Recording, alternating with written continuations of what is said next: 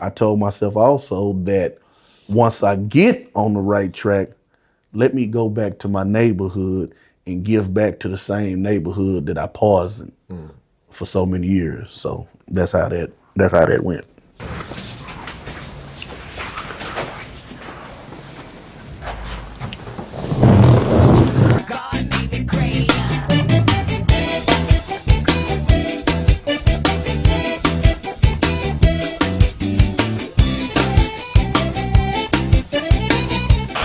It's your boy, Mr. Nola Clean, sitting here with the one and only, the infamous Gus. Is it Grammar? What do you prefer? Do you prefer Gus or Grammar? And if so, what's the story behind that? Man, I take Cleon or I take Gus, but grammar. It's a story behind grammar. When I was in federal prison, I had a cell phone. In order for me not to get caught, if they found the phone, I had to put a fake name on it. So, and when I got out of prison, I just left it like it is because everybody pretty much know who I am. So it's stuck? It's stuck. And like, is the grammar like your language, your lingo, your grammar, but you just chose to use, grammar as the name, like, it's grammar phone, stuff like that or whatever, and it just stuck with you. Yeah, Grammar Johnson. Yeah. You did Fat Time, so you have a story behind, like, you have a story to tell. Like, you didn't probably been through a lot. Yeah. All right, so we finna jump into your personal life and your transformation, how you got from where you were as a 13-year-old kid, getting into the drug game, to who you are now. Well, when I grew up, my daddy was he was a pro. He was a good basketball player, and he was supposed to go to college. He went to college, and he could have made it to the NBA, but drinking, in clubs kind of derailed what he was doing. So him and my mama, he ended up getting divorced when I was 4 years old, and he basically divorced me as well. So moving forward, my mother ended up getting with another guy, which my stepdad, and he was a drug dealer. And that's where I learned, not that he was trying to teach me, but as kids, we watch everything. Started saying some stuff. Yeah, so when I was like 13 years old, a friend of mine that lived across the street, I told him, I said, hey man, I see some white stuff, powder stuff in the freezer, in bank bags. He was like, hey, get a little bit of it, and I'm gonna show you what we're gonna do. So I, take me a little bit, and he cook it up, and man, we go down the street, and the rest was history.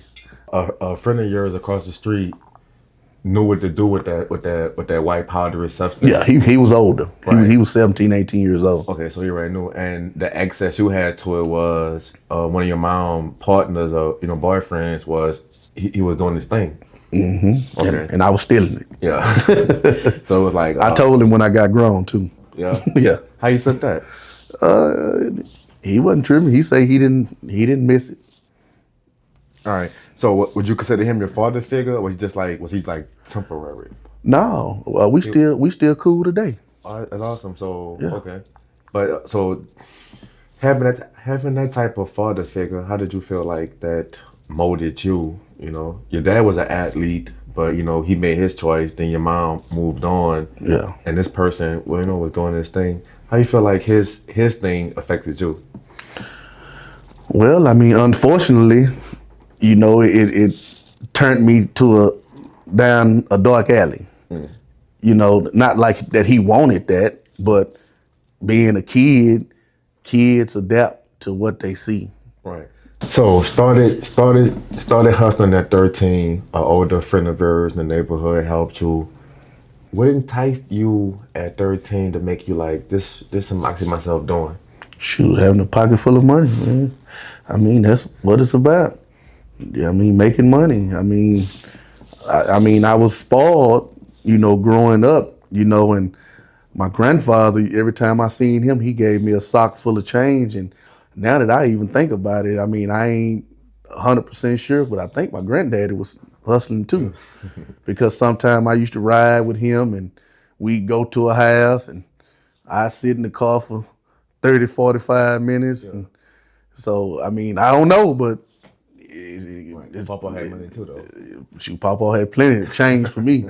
13-year-old kid in the streets, you getting money. I mean, that had to be that's enticing. Like, you know, to this day, we still like to have money. We still like to buy nice things and stuff like that. And getting money get you to those things. At what age and what point did you start running into obstacles in your pursuit of money in the streets? 15. So 2 years into it, you ready to start seeing the downside to it. Yeah, but that was behind a stolen car. Stole a car and had a high-speed chase. Yeah. Ended up hitting somebody, had a wreck, and got caught by the police, and would have got charged if the man would have been really hurt. So he wasn't hurt. So that was a blessing. I ended up getting put on, I think, 3 or 6 months probation, and from there, I ain't never been out the system until last year. So your first introduction to the system, you was in that your whole life once you got introduced to it. Yes, either probation, parole, or prison. Or incarceration. Yeah. Man. When you like in and out of incarceration, in and out the streets, almost your whole life. At what point in that journey you were like, man, I'm not going back. I'm about to change my life. I'm done with this.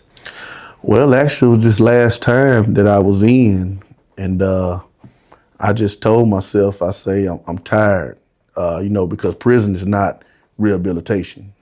You know, prison don't do nothing but make you a better criminal. You know, you go in there, you meet people, and you meet plugs, and it just make you a better criminal. But at some point, you have to get tired of being told what to do all the time. You know, having to stand up for count, being able to come out the cell when they tell you to, have to eat when they tell you to, go recreation when they tell you to. And I just got tired of that. You know, I was older. So I told myself, I said, I'm going to do whatever it takes not to come back here. I'm a Virgo, and we think a lot. We try to plan stuff, how it's going to start and how it's going to finish. So I actually put a blueprint together before I ever got out of prison. Yeah. I made me a list of everything that I said I was going to do. You wrote it down? I wrote it down. Sometimes you have to do that. All the time you do that. Yeah. I feel like. You still have it? No, because I done did it. You just scratched off the list. Huh? I done knocked that list down. And one thing, let me tell everybody something about criminals. When we're a criminal and we committing crimes, we're going to commit crimes to our best ability. But when we get it right and we go to the other side, everything we do, we're going to do it to the best of our ability. Same mindset. Right, same mindset. It's just you're doing it for right now. And then me being a Virgo, man, we some special people. My passion is anything that make money. It's my passion. I mean, I just being real. It resonates with me because I'm the same way. Like if I'm gonna get paid and it's not legal, there's money involved. Hey, I ain't gonna turn the number of my collar. I'm in that thing. Some things are investments first that don't make money eventually. Right off the top. Top to top. And a lot of times I don't like them kind of investments. You sound like me. I like that. I like to see my bread. So if I spend this, I'm gonna make this back. How long? Did you sell anything besides illegal narcotics through your journey? Oh no, I sold all kind of stuff. Yeah, same. Like I sold candy. I sold bubble gum. Whatever you want. If you gonna buy it, I'm gonna sell it to you. What's like besides that? You have any small businesses that you was involved in besides the illegal one while you was in the streets? Man, I've sold cars. I used to buy truckloads of stuff, right? And then break it down and sell it. Like that wholesale thing, like you buy a pallet. Well, no, not even actually that. You know, in Oak Cliff, dudes be stealing 18-wheelers. That's a thing, yeah. And the food too, the Louisiana too. Yeah, and I was going to buy. Catch you slipping, sleep outside the road. They're gonna pop that lock and try to the whole thing. I'm just a hustler, period. Like right now, I sell barbecue smokers. I sell cars. I sell anything that I can make a profit off of that's legal. I'm big on market research. I want to know what the the foot soldiers, I want to know what their prices are. And I want to know what the warehouse prices are. I want to buy it at a low and sell it for, a little small, profit margin. That's what I do. Like I sell watermelons. Yeah. We go down to The past, the farm. Yes, Getting them. and that's worth it. Yeah. Watermelons. I believe you. So with that being said, the people on side of the road. I've been in Dallas like 2 years, and people on side of the road. I saw off of Jim Miller. She was selling movie candy. She was out there with a box of candy, like just, you know what I mean, walking down the red light selling candy. I see flowers. They wouldn't do it if it wasn't profitable. Profitable, right? yeah. Yeah, so they making money out there, huh? Yeah, they are. And I don't have a problem with nobody that's out there getting their money like that as long as they ain't begging. Even the kids I see that stand on the corner selling What's water. your last name again? I think we might be related. I got a father family tree. I tell my girl that I want to help the unfortunate, but I don't want to just give it to you. So if you're out there playing an instrument, if you're doing something, I'm like, you better than just holding a sign. You doing something, so I'm gonna give it to you. So when you saying like, if you're out there doing something, you hustling, I respect your hustle. Same thing my mama said to me, don't be an enabler.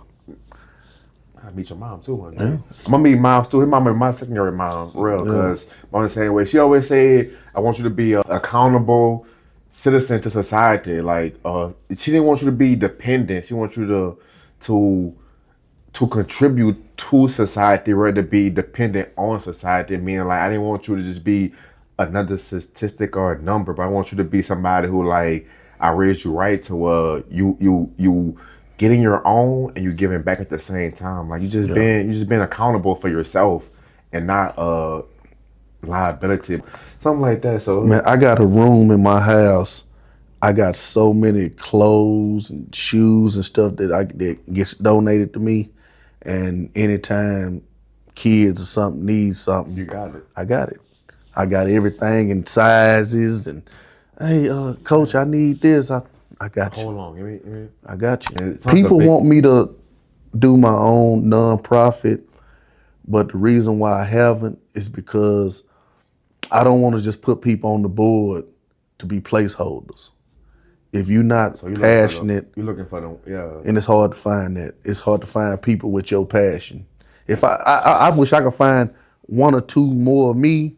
I was told that, Drew, but like, we'll be on Pluto. I was told, I'm like, if it was 100 Mr. Nola Clean, 100 Mr. Dre's out there, business run smooth, but it's not though. You're trying to train people to be and to see your vision, but it's hard. It's not easy said than done. And I want to see everybody make it. Like, same. I tell people, I say, if you're running a business, it's hard to run a business by yourself.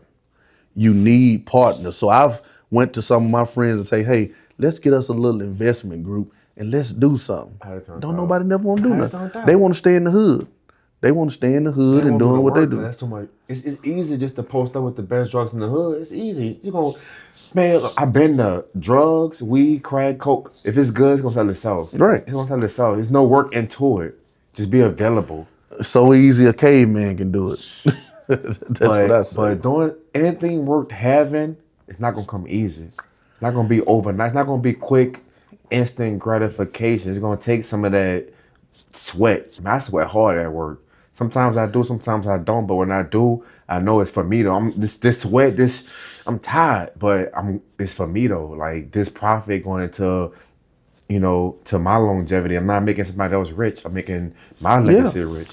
When I was selling barbecue, man, when I tell you that was so hard, hot, taking 2-3 days to get the smell off of you, but the money is so good that shoot, I had to, do it. Make it do what it but do. I didn't want to be bigger.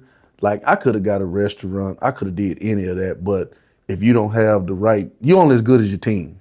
Facts. If you don't have no team. I told you're only as strong as your weakest link. Because, like, you gotta be solid, man, all the way through. I want to be a team. And, like, I like to see everybody make it and see everybody do good. So if you're going to put the work in, we good, but everybody don't want to put the work in.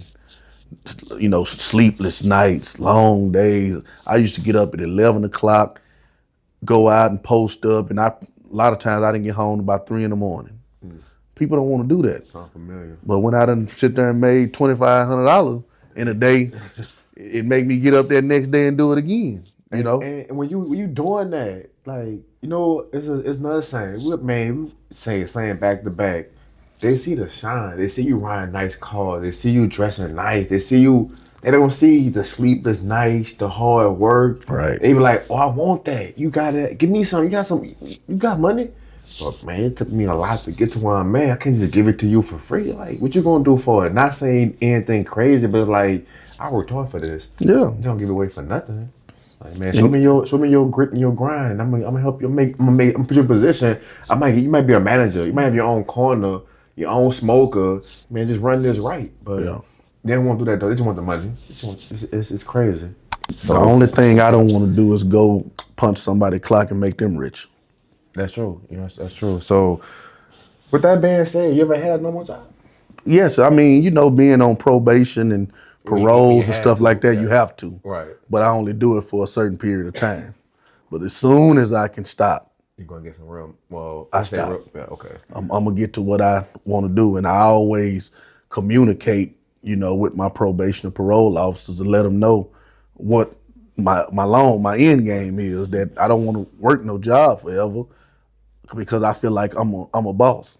Did they ever help, like, say, having a PO, parole or probation officer? Did you feel like they was actually like anyone at your whole journey felt like they actually want to help people when they get out? Man, Like, anyone actually, you still contact with? Actually, the last one that I had, well, the next to the last one, he was an ex-police officer, and he was pretty cool, man. He wanted me to come out and speak to kids and, do different stuff. So I think he was passionate about, what he was doing. A lot of them, they just want to sing you back. But he was one that I didn't get that vibe that he wanted to send me back. And I've called him, sometime, let him know how things going with me. He actually came and bought some barbecue from me one time. And Supported. so, man, that's what it's cool to have a job, but you don't have to be a company man. My sister, she was a parole officer. She ended up, my sister, she felt like she want to help people. So she went and became a parole officer. And the way that the system was, she quit. She said that the way the system is, they don't want your help from the inside. Right. It's set up a certain kind of way. Yes. So after that, she said, let me try to go be a prison guard to see if I can just mentor, to people incarcerated. So when they get out, maybe they'll get on the right track. So she ended up doing that for a while. And then after that, she went and got her doctorate degree, and she started teaching. Oh, awesome. Yeah. So she went from a PO to a CO to a teacher, but all three of them jobs, she was trying to help. She's trying to help people, Genuinely trying to find some way to integrate herself into the system. To be like, man, I gotta make a difference. that she could be an impact. Yeah, that's awesome. Do you think her influenced you in any kind of way? Yeah. When you adopt sometimes somebody's passion for something, like I say, even though I was doing wrong, I still was passionate about helping people. But I was straddling the fence. At some point you gotta pick a side. You chose the right one. I chose the right side. What does that look like, helping and being part of the community Man, on your daily basis? being in the schools with them, being on the football fields with them, going to their houses sometimes to talk to them, talking to them on the phone. I mean, just staying engaged. You got to stay engaged. Being a with present 'em. figure in their life. Yeah, I mean, and not just in a work setting or a school setting. You don't just care about them. You got to care about them once they leave out the doors. So you got to care about them at all times. So That's a great point, because you might have that. I say Coach Gus, Mr. Gus at school or whatever. Like, he's at school, but when I leave school, I'm going to the trenches. I'm going to an environment to where Like school don't even matter no more. I'm trying to survive. I'm trying to eat for the night. I'm trying not to get hurt by anybody or not hurt any. You know what I mean? So, but you say you did every aspect: school, personal. And they know coach will come pull up in the trenches. How do they open up to you? Like, how do they, how do they perceive you being older and they're younger? Can you, like, the correlation to it? I mean, they gonna come to you. Yeah. You know, that you don't have to keep going to them because they'll start gravitating to you. And then also, when people know people that know people that know people, I have so many kids come up to me. You know my mama. You know my daddy. So when those times come around, that even make it even more better. You sure got to respect me now. Yeah, I do. Because I know your people. So yeah, I mean, I love these kids, man. I really do. I love them when they talking noise. I love them when they want to come hug. I mean, I just love them because I was that same bad kid walking the same hallways and doing the same things they doing, trying to skip school and go get with a girl. I was the same one. So I can't be mad about what they do. All I do is, I call myself a truth teller. Like my cousin was saying, you maybe you need to be a pastor. I said, no, I don't want to be a pastor like my grandfather. I'm just a truth teller. Right. So what I'm gonna do, I'm gonna tell you the truth, raw and uncut. And sometimes I may have to say it in the language That you're that familiar you with, familiar or you with. can relate to. Yeah, because sometimes when I'm talking to kids and when you try to be, nice, Nice, they don't take that professional, well. clean cut. Yeah, but then when you give it to them like, like they How- know, Right, this how it is. And then they get it then. like, oh, snap. Mr. Gus for real. Oh yeah, they know I'm He for real. with it. They know it. You have to lead by example. Like a lot of these kids that smoke weed, drink, do the stuff they do, you can't be an example if you doing you're it, doing it too. telling them not to do it. Man. So I'm out here trying to lead by example. You still can pull up in Cadillacs and everything else you want to pull up in the right way. I had to learn that for myself. You learned the hard way, so they didn't have to learn it. You try to Right. keep them from it. And Hove did that, so hopefully you ain't got to go through that. Yeah. You remember Jay-Z said that. Yeah. Can I tell y'all something else I'm proud of? Last year, we partnered with the State Fair of Texas. Yeah. And we did what's called a safe, it was called Safe Fair of Texas. We was out there, it was a group of us. We all had our yellow shirts on with the Safe Fair of Texas on it. And we was out there on DISD high school night when all the shootings, all the fighting go on. So we was out there, it was a group of leaders who a lot of these kids know, and we was out there giving them tickets, like to sign up as questionnaires, and don't you know, it wasn't no incidents out there. So that was big. I didn't hear about it either. That's what I'm saying. So this year, we gearing up for it this year. So I think this year we may get funded for it. That'll be great because we actually volunteer. Dealing with the cities and counties and these organizations and these people, you have to kind of like, you got to show your work first. Like at Roosevelt High School, we go there on Tuesdays and Thursdays, and we do a peer recovery. We do a safe circle where we have a group of kids. We put them in a circle, and we talk. We make everybody get in on it, and so we did it the last few months of school. Now they putting us in their budget for next school. It went so well. The next They were school like, year. we gotta allocate some funds towards. Right, this so that's because what it's they're making a doing. difference. So you gotta kind of show your work with these people. That's understandable. So I mean, I don't mind. So like I say, I enjoy the kids, man. We took them to the stump wars. I think about 2 months ago. Ricky Smiley and them had the big stump wars here in Arlington. So we took a group of kids, man, and they had the time of their life because they ain't never seen nothing like that. Yeah. They were like, this is what when you go to college, the Greek shows and step shows. So they like, oh man. So You're reaching them. yeah, so they taking them on college tours, man. It's just great to be able to, show these kids something different. And a lot of them, flip a light on in their head. Like me, I didn't see nothing, man. I didn't see nothing but the hood. That's it. That's it. All I seen was the hood and serving. You know what I'm saying? Around the hood. And from there, the only bus I was on and the only plane I was on was a Bluebird and a Con Air airplane. Right, heading toward it. Heading toward them prisons, man. So I enjoy being able to tell my story. It's therapeutic for me. Yeah. Because people say, oh, you may need counseling. No. My counseling is getting this stuff off my chest. Because, us criminals, a lot of times we don't talk about a lot of stuff. True.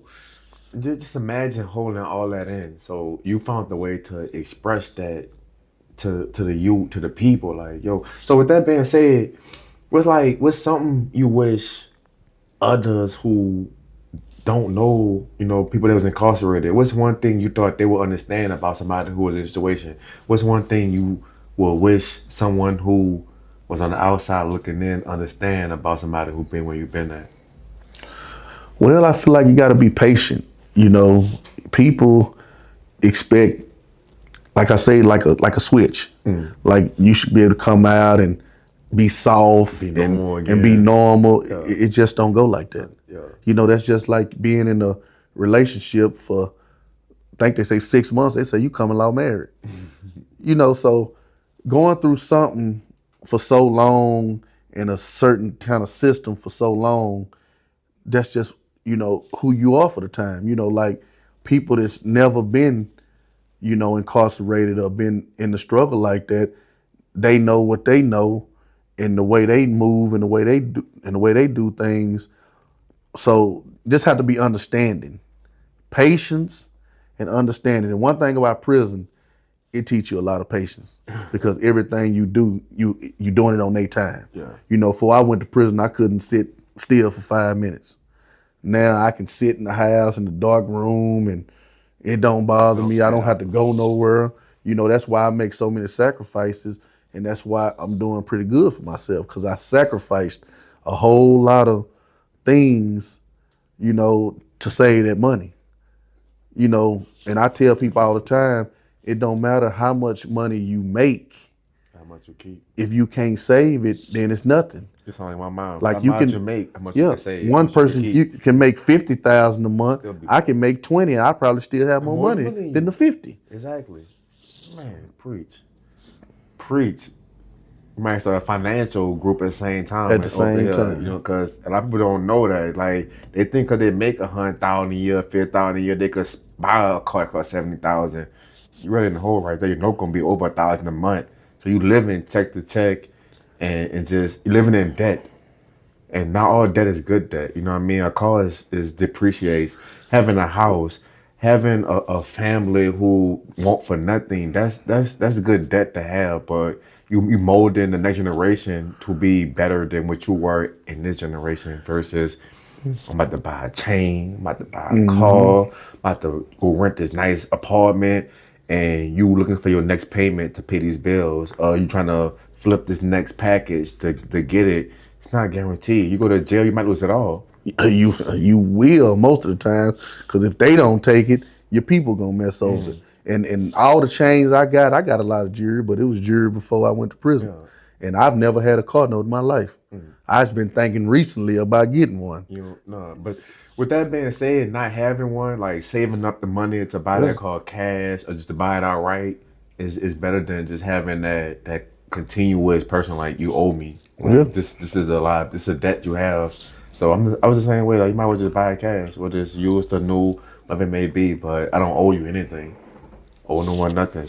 And with that mindset, especially in being incarcerated, you don't want to be on loan to nobody, no one. That 2-for-1. I give you one soup, you owe me 2 back. Like same concept in the streets. Like you buy the car might be $20,000, you're gonna pay $50 for it. They're gonna make their money off it regardless. So just be smart. Be smart with your investments and smart with your money. And if you go to prison and you really go to prison trying to learn, you can get some good game. Like I did time next door neighbor with Gene Gotti for 5 years. John Gotti's little brother.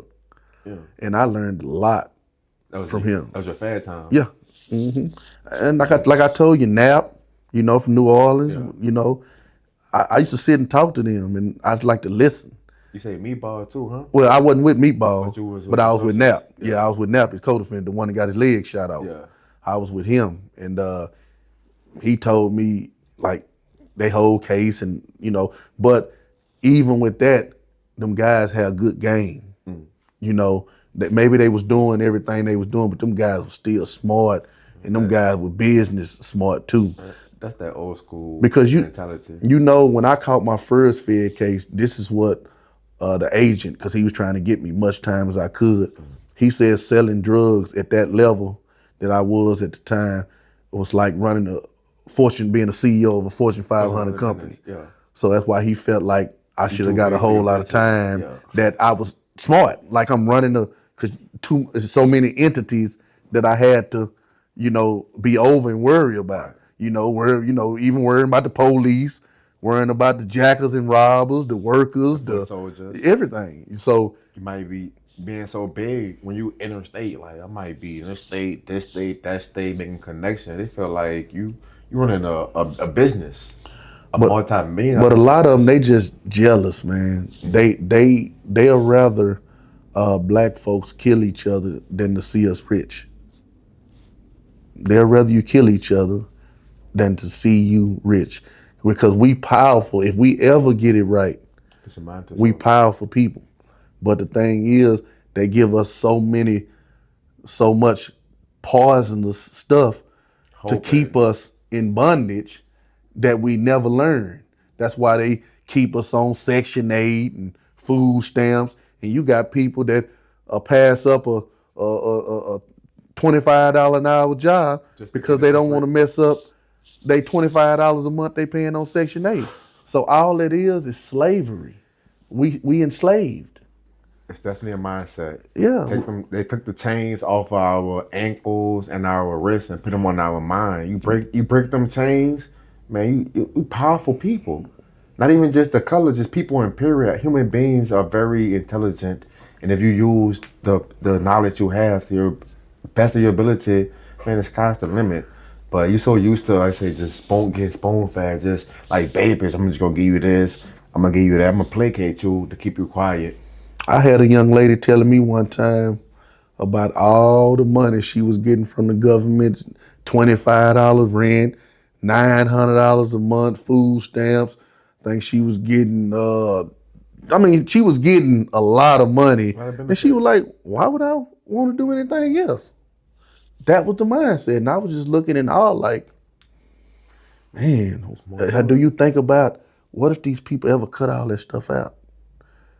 Because especially messing with Trump. Trump can wake up one day and say, you know what? We finna cut all this stuff. Y'all go to work. No, he did. He saved $1 trillion by cutting food stamps and Section 8. So he making the policies are in place right now. We distracted with 100 men versus a gorilla. We distracted with the Diddy trial. Distractions is the key to our detriment, to keeping us placated, keeping us. I'm over here doing this. Look at me do this while this over here. I'm signing papers over here to take away all your benefits. You want like, oh he freed he Larry Hoover. and all the other people, like they celebrating that. I'm like, that's our leaders. When it's people who was political prisoners, people who was defending their property, who didn't do anything wrong but defend themselves or speak up for themselves, been persecuted and silenced. But the ones who we glorify, like, hey, look at me, I'm doing this for you, for your people. Glorify me now, man. It's sickening to a level. It's called throwing the dog a bone. That's what he doing, giving you a little something to make you forget about what's really happening over here. That's all he doing. So man, it's crazy. So I just really hope our people, like I say, take them chains off their mind and really open their mind to it. You know what I mean? So knowledge is power, and if you know, the more you know, the dangerous you are to them. You got plenty of experiences dealing with dealing with older and younger. What's one story or moment that sticks out to you, and, from your works or whatever, like, like a story or a situation that sticks out the most, a moment you're like, like I made a difference in this person's life.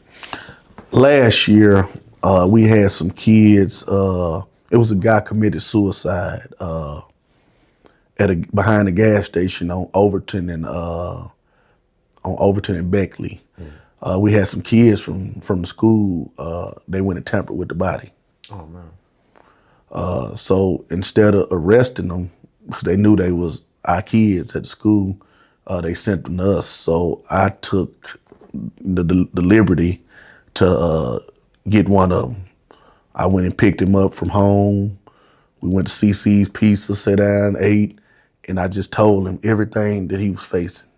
That if you stay on this road, I told him you're gonna live inside a bathroom. I told him a whole bunch of stuff, and man, he got it right then. And he went ahead and crossed over.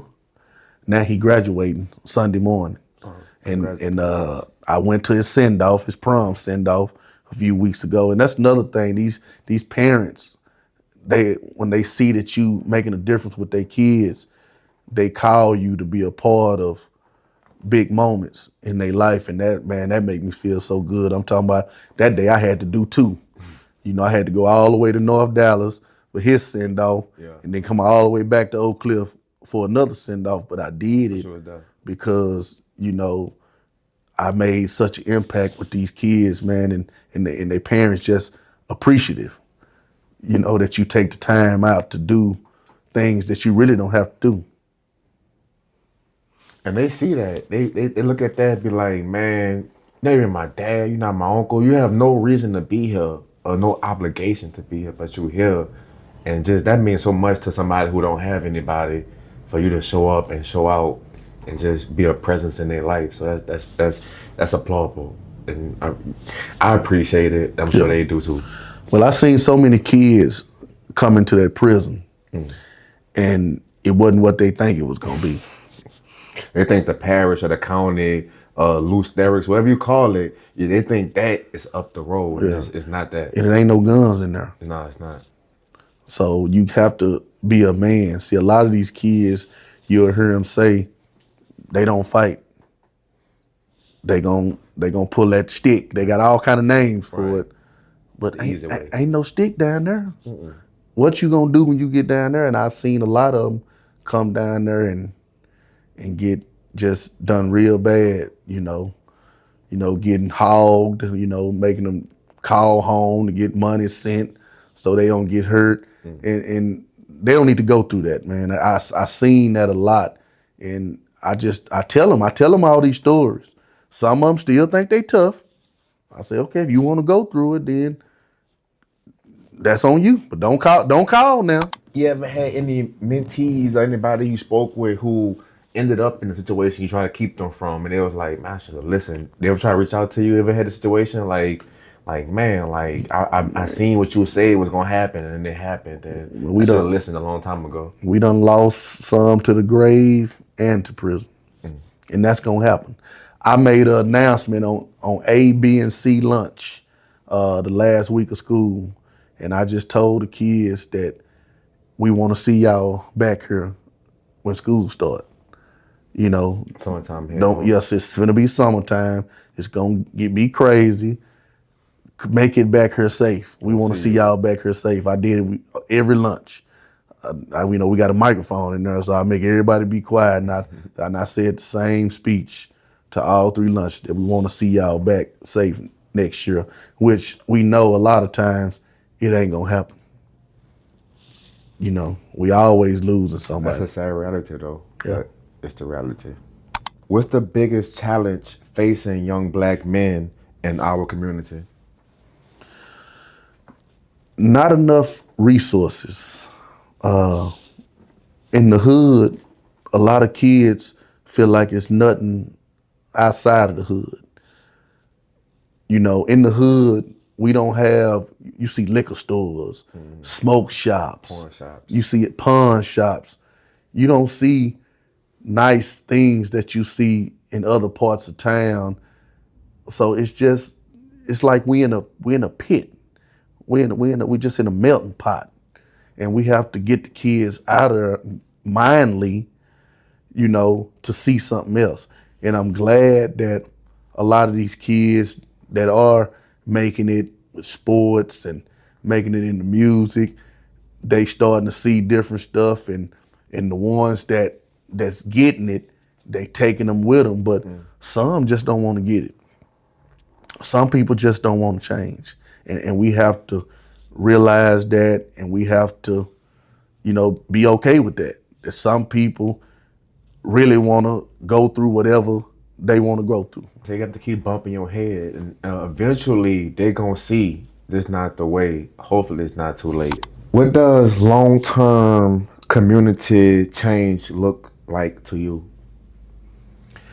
Well, to me, it just looks like we just keep engaging and keep trying with these kids. It's gonna be hard because we fighting an uphill battle. Yeah. Because when the powers that be only, just putting the little one out there and snatching it back, they not giving us what we need. So it's gonna be here, but we just got to continue to fight and save the ones that we can, and I'm gonna be happy when my life is done, just knowing that I tried. Better than not trying. Right. So that's So what you miss 100%. You miss 100% of the shots you don't take. and I got that in a frame Do in my you? house. I didn't know that, but that's a real saying. Like, just try it. Don't nothing be the quitter, but just try it. That's it. How can you quit? You didn't even try it. Don't quit though, cause you might, that first shot might go in. You often work alongside of other black men with the same mission. How important is it for you to show that to the youth, like you and other men other older men working side by side? Because a lot of times you see the quote unquote, I have an op or an enemy type thing, like that's your brother. Like y'all look alike, y'all act alike, y'all are alike, but so showing the positivity, the unity. How important is that to you, to the youth, to show them that?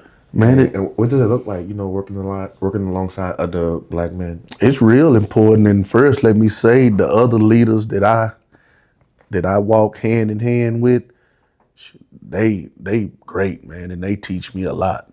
Yeah. Like I'm just coming up in this game. They veterans and legends, and they teach me a lot. And I tell people, don't be the best person in your group. Even whatever you're doing, let somebody be smarter than you. Sometimes people always want to be the smartest in their group. And actually, in my group, I'm the on the bottom. Right. But it always give me something to reach for and something to look forward to.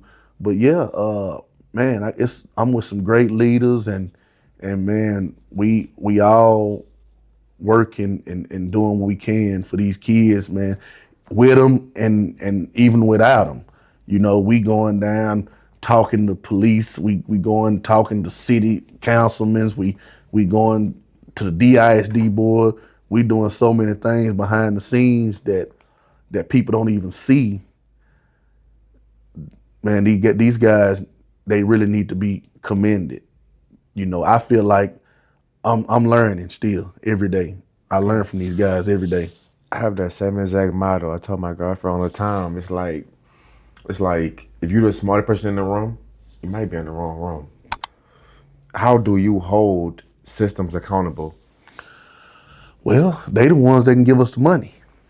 True. They giving municipal millions of dollars to stuff that don't even make no sense. Don't even matter. But we gotta go fight tooth and nail to get money to keep our kids safe. And mind you, they say, "Oh, them ain't my kids." Now they might not say it to us, right? But they think. But when we talking, that's what they thinking. That's them. I live in Highland Park. I don't live in Oak Cliff. Yeah. So, but we hold them accountable because we gonna keep going down there, and that's not a good look. And we'll hold press conferences, and we name drop. We do whatever we need to do to get them. But I can say this: from within this year, we got some on board. You're officially coming with me. You got that.